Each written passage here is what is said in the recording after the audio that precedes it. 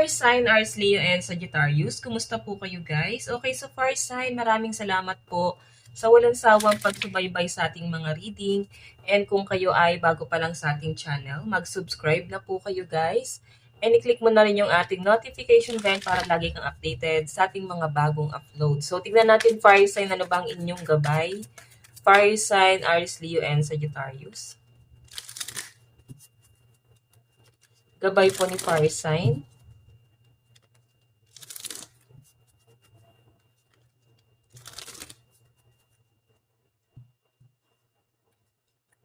Okay. So, fire sign, Aries, Leo, and Sagittarius. Fire sign, Aries, Leo, and Sag. Meron po tayong idea. So, I think may bagong excitement na nangyayari sa mga fire sign. Bagong idea. Puro pagpaplano ang nakikita ko sa inyo, fire sign, no? Sa mga susunod na mga araw, sa nakikita ko rito. Mukhang mag-e-enjoy ka. Mag-e-explore. Marami kang aaralin. Meron tayong calm, ayan. Magiging relax lang din ang mga fire sign, no? Hindi kayo masyadong mape-pressure sa araw-araw na nangyayari sa inyo, no? Kumbaga, nakikita ko sa fire sign, mas gagawin mong ano yung sarili mo, no? Positibo. Kung nito mga nakaraan, sobrang napaka-negative ng energy mo, ngayon magiging positive ka lang dito, guys. Okay, so meron tayong indulgence. Ayan, so may nakikita ako dito guys na parang may mga plano na lakad ng mga fire signs. So I think parang outing, celebration na maaaring magaganap sa inyo. Okay ba sa inyo guys? Siguro bibili kayo ng bagong gadget. Ayan, parang may family bonding din. Yung iba sa inyo guys, siguro natutuwa ka sa bagong mong gamit. Ayan.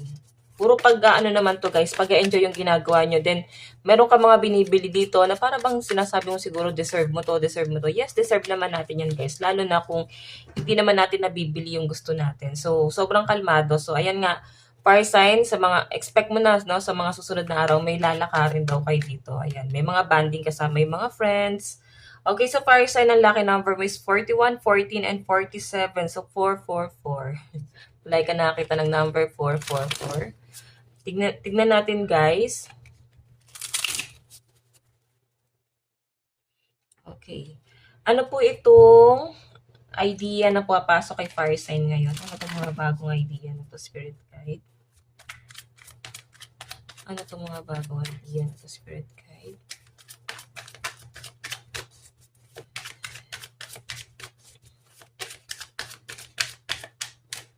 So guys, meron tayong 7 of Cups. Oops. 7 of Cups. Meron din tayong 8 of Cups. And the Magician. So guys, nakakita ko dito parang itatry mong i-workout yung feelings mo, no? Kumbaga, maaring meron ka tinalikuran na para bang pilit kang binabalik dun sa bagay na yon. So, dinidetach mo yung sarili mo kasi nga, nafe-feel mo na hindi mo kayang talikuran tong bagay na to. Kaya magpapaka-busy ka or yung iba sa inyo guys, parang lilibangin mo yung sarili mo sa ibang bagay para hindi mo masyadong maisip to. Kung ano man tong bagay na nagbabalik sa'yo sa bagay na tinalikuran mo. Okay? Or tinatalikuran mo muna kasi mukhang mas magpo-focus sa mga fire sign. Okay? Magpo-focus kayo sa ibang bagay dito eh. Maaring napapansin mo, napapabayaan mo yung mga bagay-bagay sa paligid mo dahil may ibang pupukaw ng attention mo. So, tignan natin fire sign. Ano naman tong calm? Ano po itong calm, Spirit Guide?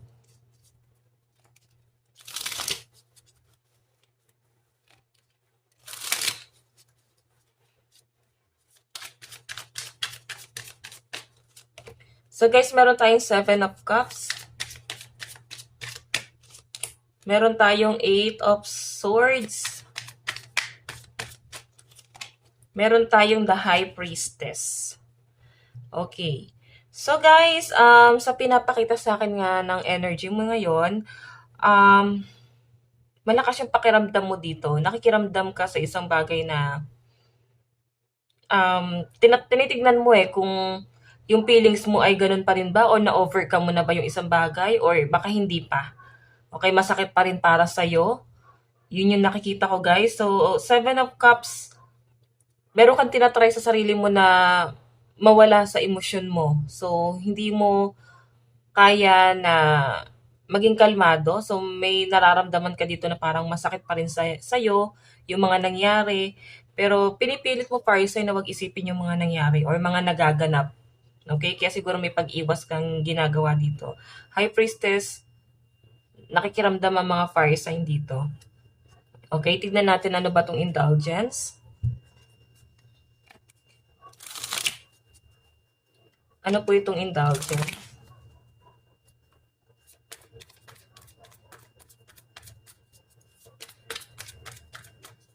Ano po itong indulgence?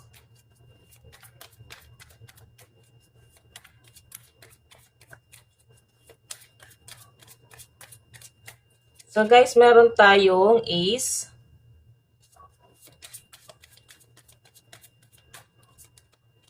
Meron tayong 7 of wands. May mag-reach out sa'yo. May ko-contact sa mga fire sign. Maaring itong taong to ay matagal mo nang hindi nakausap. Maaring nagkaroon ng issue sa inyo, guys. Nagkaroon ng conflict sa inyo. Then ngayon, guys, maaring magkakaroon ulit ng pagkikita. Okay? Kumbaga, kung ito ay nakagalit mo or nagkaroon kayo ng alitan, matagal hindi kayo nag-usap. So ngayon, guys, maaaring magkakaayos at magkakaayos din kayo dito. Kasi may bonding na dito. So Ace of Wands, may travel na magaganap talaga sa mga fire sign. 7 of Wands, 6 of Swords kasi, guys, paglayo. So may pag-iwas pa rin, guys. Kumbaga, pag nagkita-kita kayo or nakita mo tong taong to, guys, mararamdaman mo na napaka-awkward, nakakailang. So, hindi mo pa rin kaya. Or baka hindi pa rin niya kaya. Siguro nailang siya sa mga nangyari, sa mga naganap. Okay? So, tingnan natin pagdating naman sa love life mo. Sa love life naman po ni fire sign, Aries, Leo, and Sagittarius. Aries, Leo, and Sag.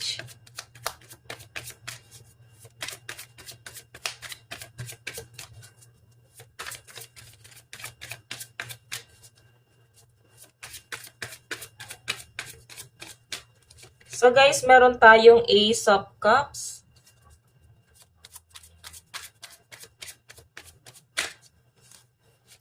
Meron tayong Two of Swords.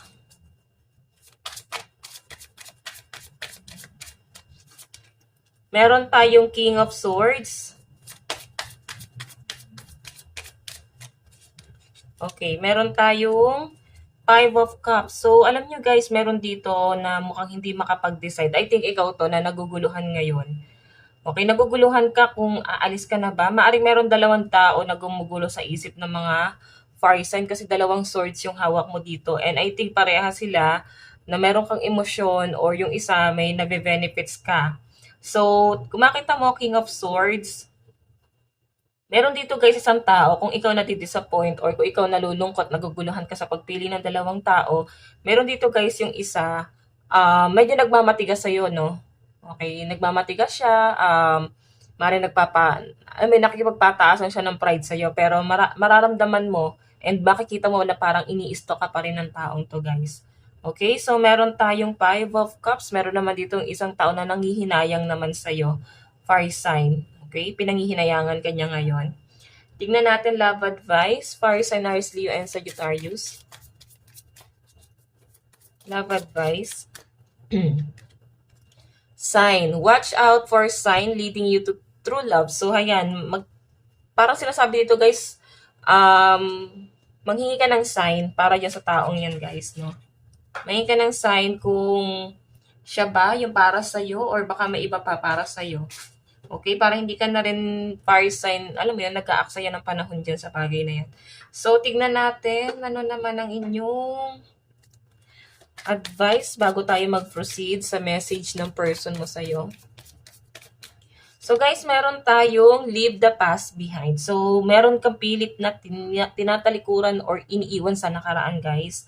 I think medyo mabigat to para sa'yo, no? Nahihirapan ka dyan sa bagay na yan. So, tatalikuran mo to. Tignan natin ano ba mensahe sa'yo ng person mo ngayon. Mensahe sa'yo ng person mo ngayon. Fire sign, Aries, Leo, and Sagittarius.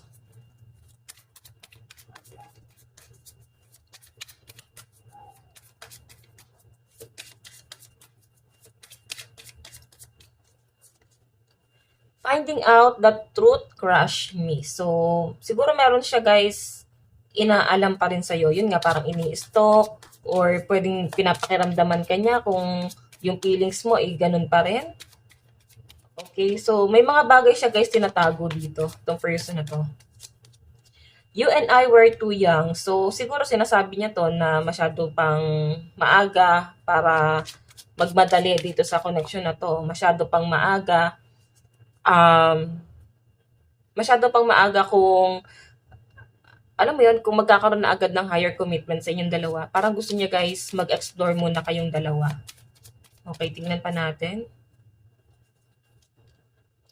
I am afraid to contact you. So, mararamdaman mo yan na para bang sinisinya lang yung mga message mo. Pa-site-site lang siya guys, no? Parang sa sightseeing lang siya dyan sa my day mo. Iniisto ka lang niya pero hindi siya guys nag-reach out. So, I think natatakot siya, nahihiyan na rin siya mag-reach out sa'yo dito. Okay, so fire sign, ito lang po ang inyong reading hanggang sa muli. God bless and love you. Thank you!